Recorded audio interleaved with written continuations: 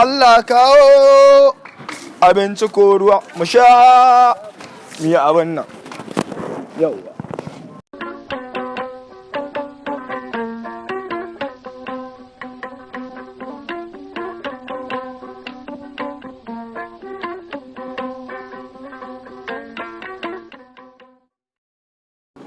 Wannan na gobe Allah kawo mai rabon tsautsai to wannan na yau ne, wannan na gobe ne, wannan na jibi ne, wannan na gata ne, wannan na acibici, wannan abincin da kake gani ko dan kanwa uwata ne kai ba zan baka shi ba wallahi.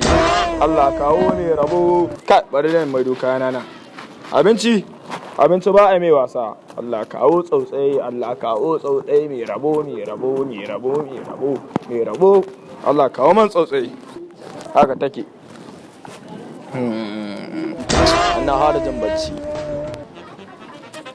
Kai zo baka kawo gaisuwa ba ga masu unguwa gabanka. Yauwa ba mu kudin da ake bada a ba hanya. Ba mu mana. Ba mu na ce kai ba mu kudin da ake bada a ba hanya. What?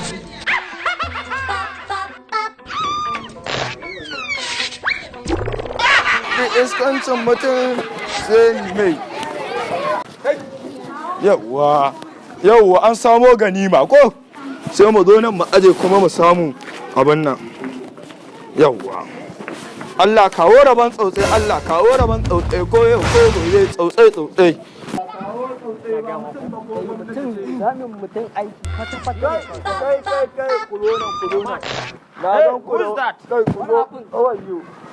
ku ba mu kuɗi na wanda ake ba na masu unguwanni. Na ga kuma su kayayyaki yadda ka san wasu ƴan banga don ku ba mu kuma na ne kai baka ganna ba dinnan unguwar ba mai hankali na kai nan dun ba kin yi a hukuma hannun hukuma zaka ce zaka an shi kuɗi waye kai